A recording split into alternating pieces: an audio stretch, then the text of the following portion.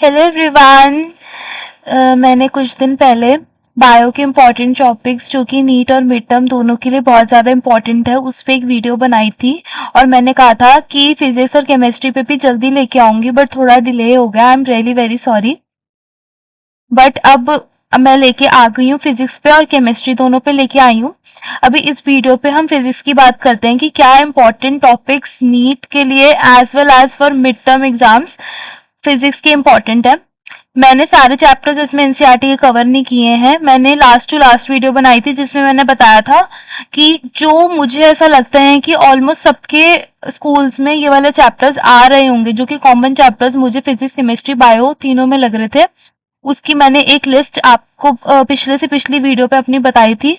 उन्हीं चैप्टर्स में से आगे जो सब टॉपिक्स हैं वो जो इम्पोर्टेंट है वो वाले आज मैं लिस्ट लेके आई हूँ, जो कि मैंने 7 to 8 ईयर्स के पेपर्स एनालाइज करे हैं और उसमें जो मेरे को सारे कॉमन क्वेश्चंस दिखे वही क्वेश्चंस आज जिस टॉपिक से थे वही टॉपिक्स मैं आपको बताने लगी हूँ। तो सबसे पहले फिजिक्स की बात करते हैं। 11th क्लास के अगर बारे में बात करें, लॉज ऑफ मोशन में न्यूटन्स लॉ ऑफ मोशन, उसकी एप्लीकेशन जो तीनों लॉज थे, फर्स्ट सेकंड थर्ड लॉ, तीनों की एप्लीकेशन इंपॉर्टेंट है। फ्रिक्शन वाले में static versus kinetic, rolling friction, angle of repose, ये सब बहुत इंपॉर्टेंट टॉपिक्स है। Motion in on inclined plane and pulley problems जो होती हैं बहुत इंपॉर्टेंट है। मैंने सारी चीजें आपको लिख दी हैं ताकि अगर आपको स्क्रीनशॉट भी लेना हो तो आप ले सकते हो, इसलिए मैंने हर एक चीज हर एक टॉपिक लिख दिया जो कि इम्पोर्टेंट है। वर्क एनर्जी एंड पावर में वर्क एनर्जी थ्योरम बहुत ज्यादा 5 मार्क्स में आती है, बहुत इंपॉर्टेंट है। पोटेंशियल एंड काइनेटिक एनर्जी पे specially conservation of mechanical energy पे क्वेश्चंस आते हैं, पावर एंड कॉलिजन प्रॉब्लम्स में आते हैं, तो ये सब इम्पोर्टेंट है। Acceleration, projectile motion, time of flight, range, max height, relative velocity, rain man वाले जो प्रॉब्लम्स होते हैं, बोट एंड स्ट्रीम वाले, ये सब भी बहुत इंपॉर्टेंट है। ऑसिलेशंस एंड वेव्स में एसएचएम इक्वेशंस जो होती हैं, time period of simple pendulum and spring block system, wave velocity, principle of superposition, ये सब इंपॉर्टेंट है। थर्मोडायनेमिक्स में first law of thermodynamics, specific heat and उनका रिलेशन जो है आपस में बहुत इंपॉर्टेंट है। इन्हीं में से 99% क्वेश्चन आने वाला है पूरे थर्मोडायनेमिक्स में से, ये वाले टॉपिक्स बहुत ज्यादा इंपॉर्टेंट है। यूनिट्स एंड डायमेंशंस की यूजुअली वेटेज कम होती है, बट 1 मार्कर्स में बहुत ज्यादा आ जाते हैं, तो इसलिए 1 मार्कर्स मतलब बहुत छोटे छोटे से इस चैप्टर से क्वेश्चन बनते हैं। Dimensional analysis of physical quantities, dimensionless constants जो होते हैं, significant figures and error analysis, इस सब पे। 12th क्लास की बात करें तो इसमें करंट इलेक्ट्रिसिटी में Ohm's law and resistance, series parallel दोनों वाले और उनका जो बीच में कॉम्बिनेशन वाले न्यूमेरिकल्स बहुत आते हैं। किरचॉफ्स लॉज में specially numerical on Wheatstone bridge and metre bridge, potentiometer principle and applications, EMF वगैरह जो होता है, इंटरनल रेजिस्टेंस, इंपॉर्टेंट काफी ज्यादा है ये वाली टॉपिक्स इस चैप्टर में। इलेक्ट्रोस्टैटिक्स में Coulomb's law and electric field due to point charge dipole on axis and equatorial.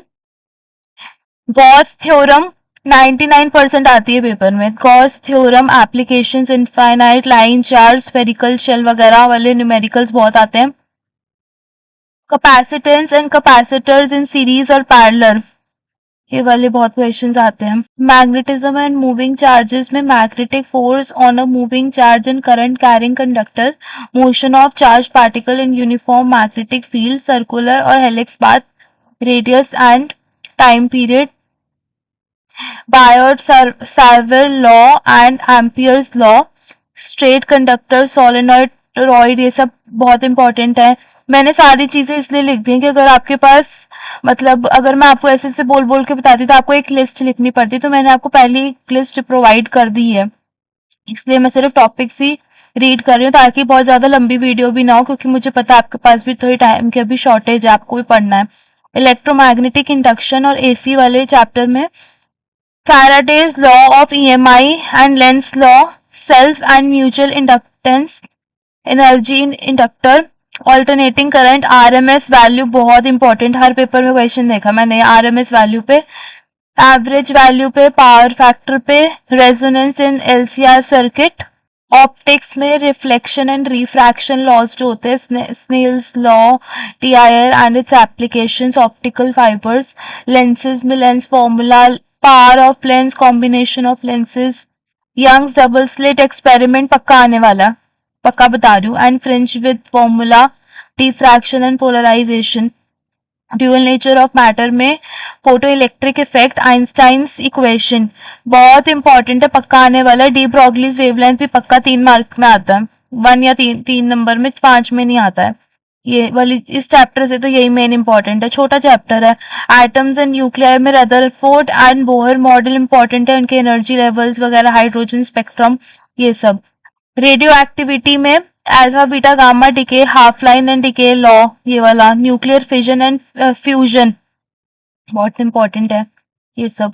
तो ये सारे चैप्टर्स थे 11th के भी और 12th के भी, जो कि मुझे ऐसा लगा कि बहुत इंपॉर्टेंट है उससे, मिड टर्म और नीट पॉइंट ऑफ व्यू से। और ये सारे मुझे ऐसा लगता है कि इसमें से मैक्सिमम चैप्टर्स तो आपके आ ही रहे होंगे पेपर में। अगर कोई ऐसा चैप्टर है जो मिस हो गया मेरे से और आपके पेपर में आ रहा है, तो आप मुझे कमेंट्स में बता दो, मैं उसके इंपॉर्टेंट टॉपिक्स आपको बता दूंगी।